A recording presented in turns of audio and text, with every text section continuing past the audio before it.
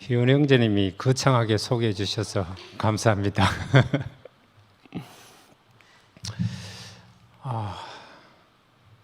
지난주 일요일에 선포를 하면서 죽어도 여한이 없다라고 이렇게 했었는데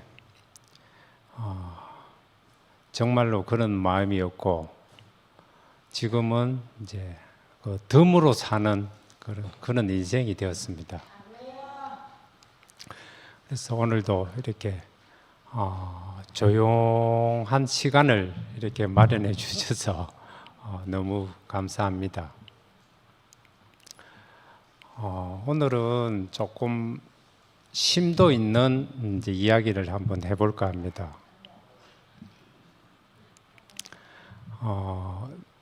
당신은 누구입니까? 제목이 오늘 당신은 누구입니까입니다. 이제 이 물음은 실존적인 이제 물음입니다. 이제 실존이란 말은 철학이나 문학이나 이제 신학에서 이제 광범위하게 이제 쓰이고 있는 단어인데, 정의하기가 굉장히 조금 애매하고 좀 어려울 수도 있습니다. 그런데 실존이라는 말을 가장 쉽게 한 말해 본다면, 너는 누구인가? 당신은 누구입니까? 이게 이제 실존이라고 이렇게 보시면 될 것 같아요. 그런 실존적인 질문, 이 물음이 우리 인생에 있어서 답을 찾지 못하면은 인생이 방황과 절망에서 헤어나오지 못하겠다는 생각이 이제 깊이 해봅니다. 저는 이번에 이 정체성을 확실히 밝혔기 때문에 이 실존에 대해서 나는 누구인가를 이제 깊이 알게 되었습니다. 실존이 등장한 배경을 조금 한번 얘기를 한번 해보자면은, 고대 사회는 그냥 자연에 이제 순응하는 그런 삶이 이제 인간의 유일한 목적이었고, 중세 시대에는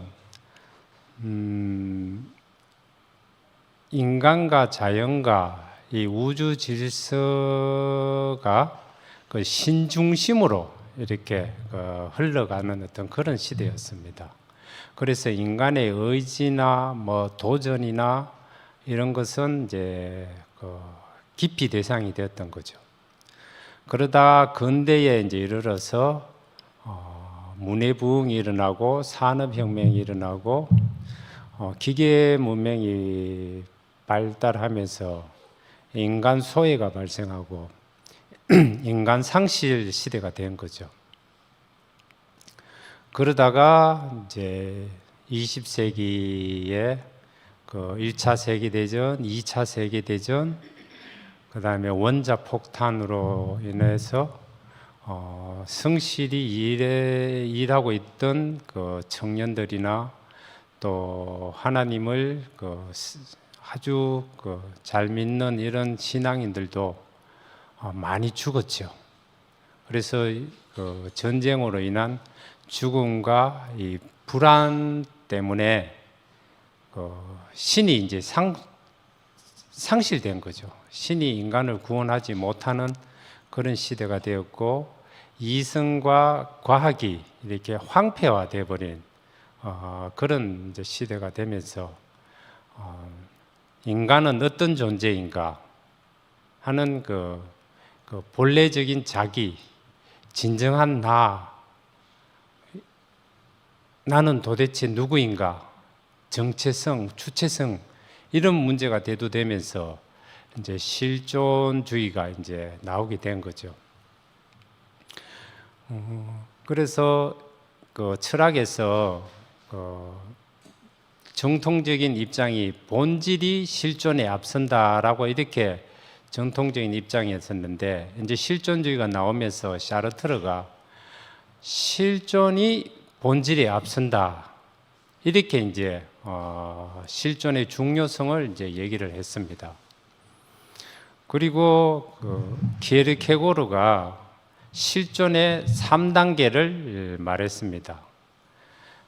첫 번째 단계가 이 심미적 실존, 두 번째가 윤리적 실존, 세 번째가 종교적 실존, 이렇게 세 단계를 말했는데, 심미적 실존은 쾌락을 추구하는 단계입니다. 사람이 쾌락을 추구를 하다 보면은 끝이 없죠. 일시적인 만족이지 영원한 만족이 있을 수 없다는 거죠. 한계 효용 체감의 법칙이란 말이 있는데, 배고플 때 짜장면 한두 개 먹을 때는 정말로 기분이 좋고 만족하지만 3개, 4개 먹을 때는 이제 고통이 되잖아요. 그런 것처럼 인생의 그 쾌락과 만족은 미적, 심미적 단계에서는 그게 영원한 것이 되지 못한다는 것을 보여주고, 그 다음에 윤리적 실존 단계는 보편적 윤리 의무를 다하는 단계입니다. 그래서 사람이 성실하면 성실할수록, 그 다음에 도덕적으로, 양심적으로 살면 살수록 자기 양심 때문에 자기 양심을 짓눌러서 오히려 부담이 되고 힘들게 되고 더욱더 무력해지는 어떤 그런 결과를 낳기 때문에 이 윤리적 단계에서도 답이 없죠. 만족이 없죠.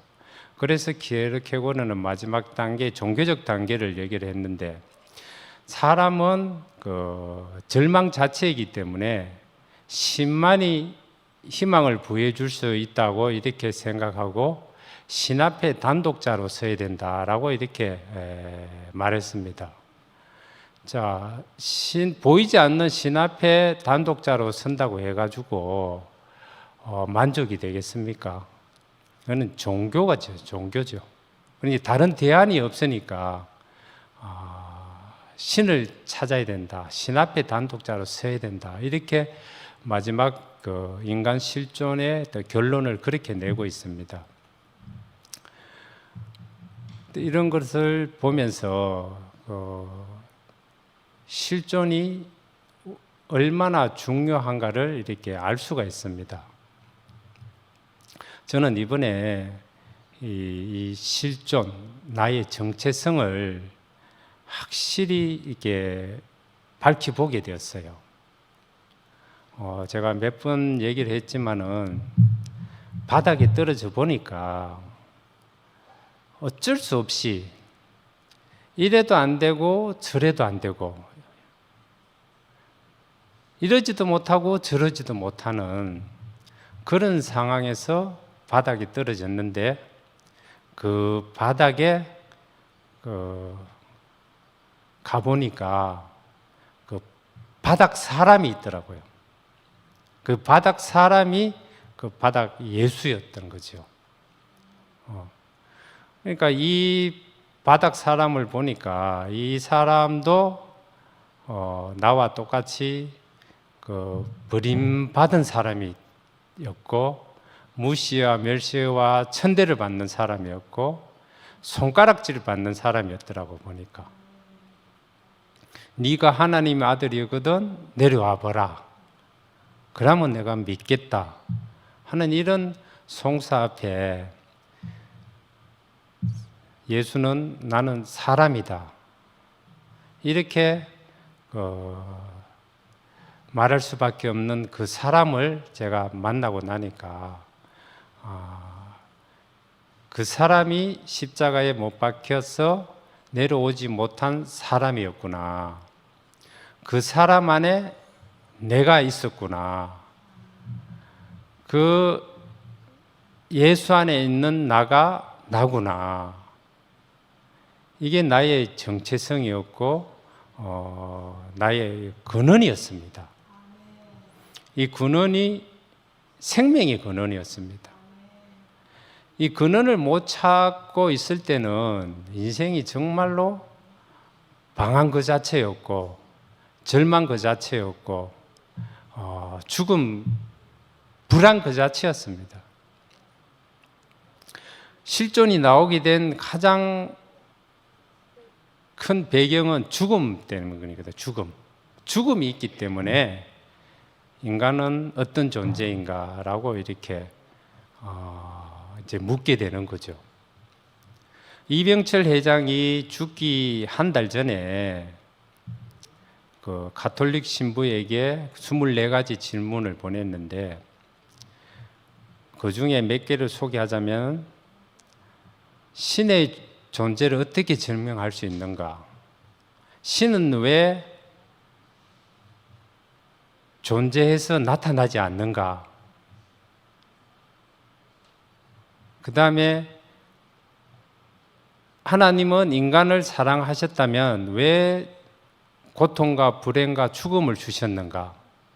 또 악인을 왜 만들었는가? 예수가 인간 죄를 대신해서 속죄해서 죽었는데 그 죄는 무엇인가? 왜 죄를 짓도록 내버려 두는가? 인간이 죽은 후에 영혼이 죽지 않는다고 하는데 천국과 지옥을 있다고 하는데 천국과 지옥을 어떻게 믿을 수 있는가? 이런 등등의 24가지 질문들이 전부 실존에 관한 질문이거든요. 그러니까 이런 질문을 답을 얻지 못하고 결국은 이병철 회장은 돌아가셨단 말이죠. 그럼 우리 앞에 이 죽음이 있다는 게 저는 지금 너무너무 감사되어져요. 죽음이 있기 때문에 우리는 하나님과 연합해서 살아야 될 이유가 분명한 것 같아요. 하나님을 대신하는 이유가 분명한 것 같고 이게 하나님이 특별한 목적으로 나를 창조했다는 것이 너무 분명한 것 같아요. 저는 선포 이후에 그 나를 확실히 찾은 이후에 그 불안했던 나가 이제 완전히 끝났어요. 이제 불안은 끝났어요. 근데 두통은 그래도 아직까지 남아 있어요. 근데 이 불안과 두통과 이 또 현실 여기에 이제 매이지 않는 사람이 되더라고요. 삶의 목적이 이제 분명하게 이렇게 딱 설정이 되어지니까 나머지 것들은 전부 이래도 되고 저래도 되고 하는 그런 게 되더라고요. 그러니까 내가 자유로운 사람이 되더라고요. 너무 다른 세계로 이렇게 옮겨져 왔다는 게 너무너무 감사하고 프랑스 실증주의 까미라는 작가가 있는데 이 사람은 무슨 말을 했냐면은 나를 가장 두렵게 하는 말은 나의 존재 이유를 찾지 못한다는 사실을 아는 것이다 이렇게 말했거든요. 그 나의 존재 이유를 찾지 못하면은 인생이 두렵고 불안하고 절망스럽단 말입니다. 그리고 인생이 쓸모 없어지는 거잖아요. 존재 이유를 못 찾으면 쓸모없는 인생이 돼버리니까. 그러니까 그게 나는 그전에는 이 불안 때문에 쓸모없는 인생으로서 왜 하나님은 나에게 이런 환경을 주셔서 나를 이토록 불안하게 만드는가 그런 게 늘 이렇게 깔려 있었는데 그게 나의 존재 이유를 못 찾았던 것이었죠. 나의 근원을 못 찾았던 거죠. 그러니까 얼마나 답답하고 괴로워서 막 창살 없는 감옥 골막에 갇혀서 막 눈물 흘리면서 하나님께 하소연하고 원망하고 그랬던 인생이었잖아요. 근데 나의 존재 이유가 확실히 밝혀지니까 이제 당당해지는 거예요. 자존감이 너무 높아지는 거예요. 이 자존감이 높아지니까 당연히 열등감도 없어지고요. 자존심도 없어지고요. 이제 불안도 이렇게 없어져요.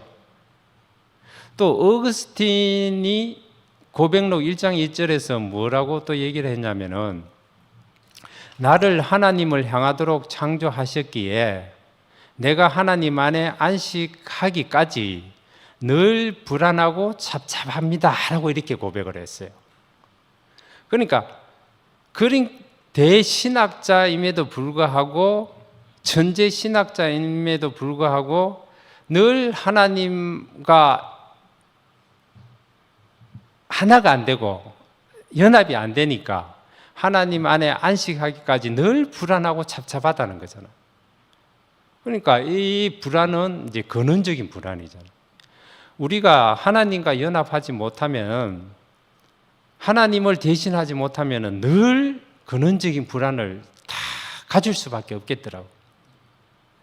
그래서 지식으로 가지고도 안 되고 이성으로 가지고도 안 되고 신앙을 가지고도 안 되더라고 보니까. 그러니까 다 유명한 학자들이 다 증명을 다 해놨더라고 보니까. 저도 거기에서 죽음과 불안과 고통과 불행 속에서 헤어나보려고 부단히 애를 쓰면서 지식을 한번 추구를 해봤어요. 인문학도 해보고 철학도 해보고 신학도 해보고 뭐 깊이는 안 해봤지만은 나름대로 해본 결과 답이 없다는 거. 내 인생의 불안과 고통과 불행을 해소해 주지 못한다는 사실을 이렇게 깊이 알게 되었어요. 그래서 이 한계 상황까지 이게 가게 되었던 거죠. 이 한계 상황까지 가니까 나의 모든 힘이 빠져요. 내가 꽉 잡고 있던 이 동아줄을 내가 놓을 수밖에 없는 그런 상황까지 가버리니까 참 지금 생각해 보면은 그런 부정적인 환경으로 이렇게 몰아붙여서 나를 바닥에 있는 그 바닥 예수를, 바닥 사람을 만날 수 있게 해준 게 그게 나는 너무너무 지금 감사되어지는 거예요. 이 전적인 은혜였고 하나님이 나를 지극히 사랑하셨구나 하는 이런 생각이 깊이 들고, 아브라함과 이삭과 야곱을 그 시대에 들어 쓰셨고 모세를 그 시대에 들어 두셨고 다윗을 그 시대에 들어 두셨고 오늘날 이혈래 목사님을 또 들어 쓰셨고 또한 나를 이렇게 이 시대에 들어 쓰셨다는 사실이 이래 발견되어지니까 너무너무 감사해요. 그러니까 하나도 버릴 게 없고 나에게 꼭 필요한 과정이었고 나를 사람의 자리로 이끌기 위한 그런 과정이었다는 게 난 너무너무 이렇게 감사되어지고 생각만 하면 할수록 내가 어찌 이런 새 판에 이렇게 옮겨져 왔을까. 이거는 판이 옮겨지는 어떤 그런 세계더라고 보니까. 옛 판에서 새 판으로.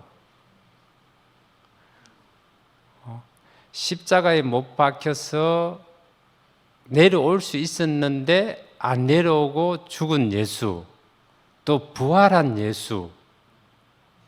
이 부활 때문에 예수가 신이 된 거거든요.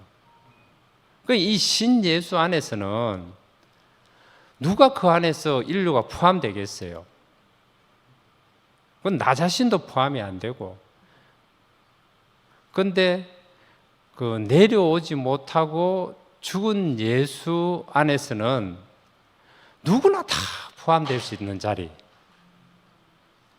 이게 이 보편적 사실이라는 거죠. 사실은 사실인데 나의 주관적인 사실이 아니고, 나의 주관적인 사실이면은 그 나로서 끝나잖아요. 다른 사람이 또 해당이 안 될 수가 있잖아요.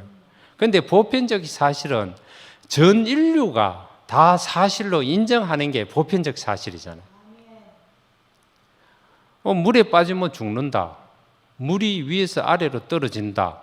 이게 보편적 사실이 아닙니까? 누구나 다 인정할 수밖에 없는 이 사실. 이것이 십자가에 못 박혀서 내려오지 못한 죽은 참 사람, 그 예수더라고 보니까. 그런데 그 예수 안에 내가 포함되고 너가 포함되고 우리가 포함되고 전 만유가 다 포함되는 자리. 이 자리를 이ør래 목사님이 발견했다는 이 사실은 참 전적인 하나님 은혜가 아니면은 안 된다는 이 사실이 저는 깊이 이렇게 개인적으로 저는 그렇게 알아져요. 그렇게 알아지고, 그래서 제 스스로 막 정말 열심히 해보려고, 열심히 살아보려고 나름대로 그렇게 살았어요. 저는 제 기질 자체가 가만히 있지를 못해요. 뭔가를 해야 돼요. 의미 없는 시간을 보내는 걸 정말 싫어해요. 그래서 뭐라도 하나 책을 봐야 되고 배워야 되고 알아야 되고 의미 있는 시간을 보내야 된다는 이런 강박관념, 이런 게 굉장히 강했기 때문에 그래서 끊임없이 뭔가를 추구를 했어요. 그러다 보니까 머리는 한계가 있잖아요. 각자 IQ의 한계도 있고. 그러니까 가부화가 걸리는 거예요. 가부화가 걸리다 보니까 늘 두통으로 이렇게 현상이 나타나더라고요. 인생이 정말로 힘들었죠. 그럼에도 불구하고 나름대로 지식을 추구하면 추구할수록 지적 만족이 있으니까 그 만족 때문에 계속 다람쥐 쳇바퀴 돌아가듯이 그리 살게 되더라고요. 아프면서 고통을 느끼면서 계속 짜장면을 먹는 그런 사람. 맛있으니까 계속 짜장면을 먹으면서 고통을 당하면서도 계속 짜장면을 먹고 있는 나 자신. 와, 이 정말 힘들었어요. 그래서 대구교회까지 왔는데 대구교회 보니까 나보다 잘 사는 사람들이 너무 많은 거예요. 내보다 잘난 사람들이 너무 많은 거예요. 저 형님은 너무 잘 달려가. 저 형님 따라가 보려고 막 열심히 따라가 봤다가 그 다음 이 형님을 또 따라가 보고 그래서 이 형님 따라가 봤다가 그러니까 뱁새가 황새 따라가려니까 가랑이 찢어지는 그런 규하목 시대를 한번 지나왔잖아요. 규하목이 한번 돼볼 게라고 열심히 나름 살아봤지만은 결국 나는 안 돼. 그 좌절하는 나는 안 돼. 그냥 교회에 처박혀서 그냥 조용히 교회에 처박혀서 그냥 조용히 다른 데는 갈 데는 없고 갈 데가 없잖아요. 오라는 데가 없고 사실 오라는 데도 없고 갈 데도 없고 그러니까 죽으나 사나 막 괴로우나 즐거우나 교회는 꾸역꾸역 와가지고 뭐 어떤 데는 좋을 때는 뭐 한참 뭐 반짝하는 간정도 해보고 또 희하게 또 처박혀 있고 이런 나날들을 얼마나 보내 40년 강야 생활을 했다니까요. 종교 생활을 했다니까요. 만나와 메추라기도 먹어보고 뭐 또 백성이 모세한테 원망하듯이 원만도 해보고 나는 왜 저 사람처럼 못 사냐? 나는 왜 이 모양 이 꼬라지냐? 하나님 나를 왜 이 모양 이 꼬라지를 지어놨습니까? 당신 책임이 아닙니까? 막 이렇게 따지고, 그러니까 진짜 끝이 없는 그런 생활을 했었는데, 그것도 하나의 그 대속 생활이잖아요. 종교 생활이고. 그런데 좀 대속 안에서 저는 참 은혜를 많이 받았어요. 대구교회 아니었으면 저는 오늘, 대속의 은혜가 아니었으면 저는 오늘 이렇게 숨 쉬고 있을 사람이 못 돼요. 제 환경을 봐서는 벌써 자살해도 몇 번 자살했을 사람이고, 한 번은 앞산에 올라갔고 밤에 올라갔는데 뛰어내려 보려고 한번 생각을 해봤어요. 혼자 살 때, 혼자 됐을 때. 근데 지금도 내가 뛰어내려가지고 죽으면 다행인데, 그 뛰어내려가지고 안 죽고 만약에 다리 하나 부러져 병신이 되면은 안 그래도 억울한데 더 억울할 것 같은 그런 생각이 들더라고요. 그때 원선이 형 집에 살 때였는데 내가 그 민폐 끼치면 안 되잖아. 그래가지고 있잖아요. 그 뛰어내리지 못하고 있잖아요. 그 사실 죽는 용기가 있어야 죽지. 못 죽습니다, 사실. 죽는 것도 아무나 못 죽어요, 사실. 근데 자살하고자 하는 충동을 느끼는 사람은 이해는 하겠어요. 내가 그런 경험까지 해본 사람이기 때문에. 이게 이제 심하면은, 그렇게 갈 수밖에 없는데, 그때는 정신과 약을 먹어야 되죠. 약을 먹어야 되는데. 제가 하도 두통이 심하다 보니까 병원, 이리 병원, 저 병원 많이 찾아다녀 봤잖아요. 그러니까 약이 그 정신과 쪽에 약이 들어오더라고. 내가 왜 정신과 약을 왜 먹어? 막 이래 막 따졌어요. 나는 정신은 말짱한데 그냥 두통만 있을 뿐인데 의사들은 정신과 약을 처방을 해주더라고. 그래가지고 안 먹었죠, 아예. 안 먹고. 그러면 그럴수록 더욱더 괴로워. 인생은 괴로운데. 그런 나라들을 잠깐 보내고 이 구속의 복음이 왔잖아요. 내려오지 못한 예수가 이렇게 선포되면서 처음에는 막 뭣도 모르고 막 좀 좋아했어요. 뭣도 모르고 좋아하고 막 같이 따라서 선포도 하기도 하고 뭐 나름 그랬는데 또 시간이 지나면서 내 안에 효력이 발생 안 하는 거라. 십자가 효능이 없어.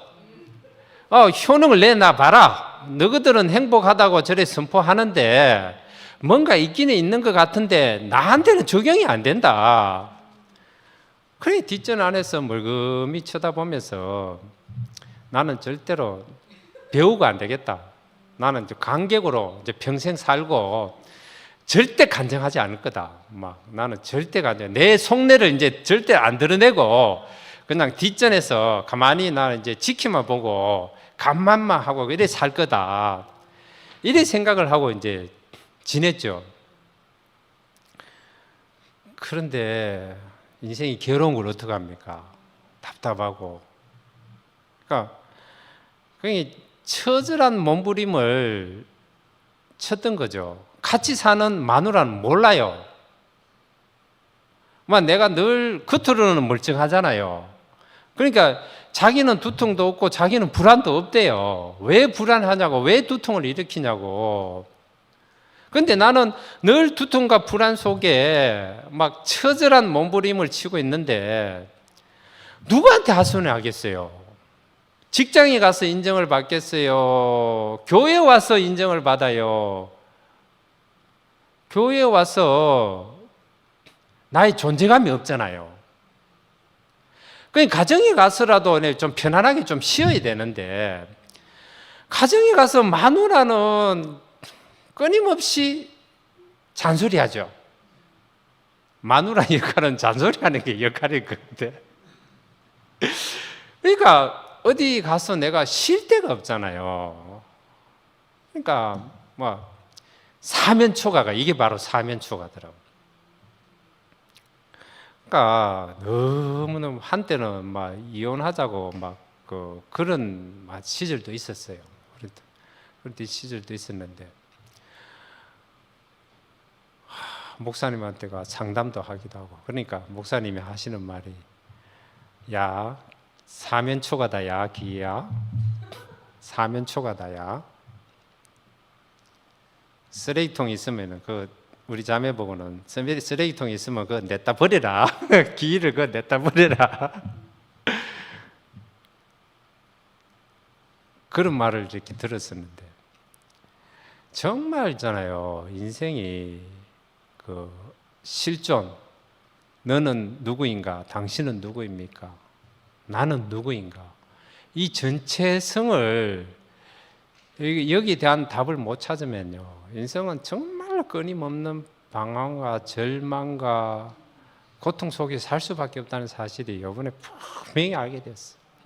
나의 근원을 이번에 확실히 찾았어요. 생명의 근원이었고, 강이 에덴에서 발원하여 동산을 적시니 내 근원이 되었다 한 것 같이 이 생명의 근원을 이번에 확실히 찾게 되니까 더 이상 방황할 게 없더라고. 야, 그래서 이게 너무너무 신기한 세계에 와 있다는 게 너무 감사되어지고, 그래서 특별한 목적으로 지어졌다는 게, 목사님 이제 더욱더 단순하게 하나님을 대신하기 위해서, 하나님을 대신한다는 말이 하나님을 표현한다는 말이잖아요. 하나님을 대신할 자로 이렇게 지어졌다는 게 너무너무 이렇게 감사되어지고, 십자가에 못 박혀서 내려오지 못한 예수 안에 있는 나가 나고, 그 나가 나의 정체성이고 나의 근원이고 나의 생명이다. 이건 지식이 아니다. 지식이 아니고 생명이고, 생명이니까 내가 살아나는 거죠. 지식이면 나는 죽어요. 생명이 근원이에요. 생명. 그러니까 또 이게 보편적인 사실이고, 그러니까 이 보편적인 사실을 널리 우리는 전파해야 되고, 나같이 불행하고 고통하고 힘들고 괴로워하고 절망하고 좌절하고 이런 사람들에게 우리는 희망을 줘야 되고, 답이 되어 줘야 되고, 사람이 답이죠.